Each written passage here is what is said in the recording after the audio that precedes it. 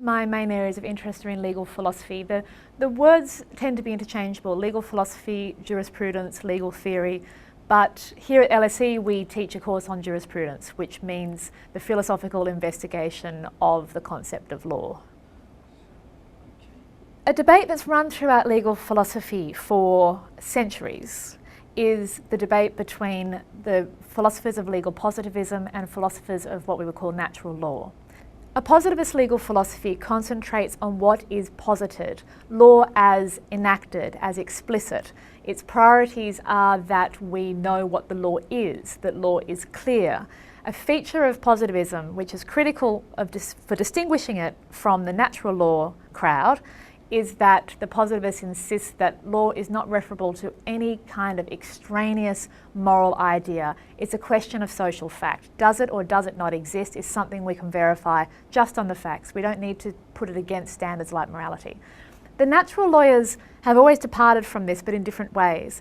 Their main claim is that law has some kind of important moral dimension. They insist that the positivist legal philosophy doesn't exhaust our understanding of law. There's something more to it, and that something more introduces some important moral characteristics or dimensions to the concept of law. So in the 20th century, this debate between positivism and natural law was probably most famously captured in the 1950s by a debate between an Oxford legal positivist philosopher, H.L.A. Hart, who became by far and remains one of the most important figures in 20th century and carrying through to 21st century legal philosophy. He debated questions about law and morality and whether they are in fact connected or not, whether law has some inherent moral content, with a Harvard legal philosopher called Lon Fuller. This debate, it took place in the 1950s. We could say, why does this matter to us now? But it's been a debate that students of jurisprudence have looked at literally for 50 years, to the extent that at the 50th anniversary of this exchange, there was a great explosion, one might say, of interest in the debate again. It's symposia held across the world and so forth, indicating that the questions that these two are getting at remain salient for our concerns today. And the natural law position in that debate was somewhat different to what we would ordinarily associate with the position. It wasn't about evil law can't be law because it's immoral. It was instead about whether law includes some kind of moral criteria that go to the form through which it's expressed. Or put differently, whether the form through which law is expressed, whether the rule of law imports some sort of moral connection to law. Are the two so closely connected that morality creeps into law through the moral value of the rule of law?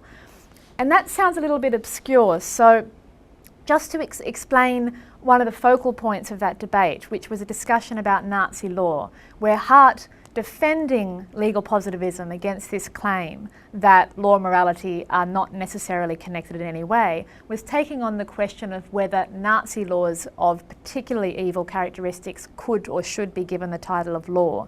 And his argument was, consistent with the positivist tradition, that if these laws were considered valid by Nazi officials, then they were valid laws. Their moral content is a separate question, something for us to get terribly distressed about at a political or a moral level, but it doesn't go to the question of whether they were in fact law.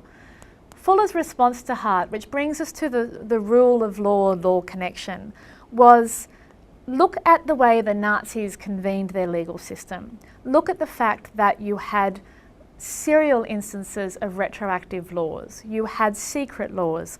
You had modes of interpretation where the judges gave decisions or interpretations of the law that bore no logical relation to the actual text of the legal enactments. Various criteria that were extremely disorienting for those that were subject to the law, and which in Fuller's view called into question whether that system could be as a whole given the title of a legal system, whether in these instances of formal debasement you could actually say that something called law still emanated. So why that debate is interesting is because it's traditionally understood as a debate about are law and morality connected.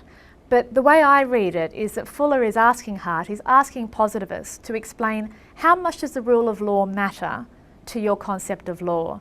Are you willing to look at an instance of Nazi legality which is retroactive, where they kept the law secret from their subjects, where the letter of the law was abandoned whenever the officials saw fit. Are you willing to look at that and say it's still law? So he's asking the question of whether, as legal philosophers, we are content to have such an undiscriminating notion of law just because certain officials in a system say, this is law, we're going to call it law, so you must understand it as law. Does this matter? Do these sort of aspirations of what we think law should be in terms of its form, do they matter to the concept of law? And I think that this is still relevant because in, for instance, recent developments in the war on terror and various legal developments that have been associated with that, what we've seen is instances of secrecy, of evidence being withheld from defendants, of aspects of the way this has been handled that we've reacted to not necessarily or primarily against their content, but because we think that that's not how we do things. These are questions that I think are fascinating because they're theoretical questions. Theoretical questions such as how clear do we need our concepts to be? And the concept of law should be a clear idea. We need to know what the law is. But there are also practical questions, which is what quality of legal systems do we want to grant the title of law to?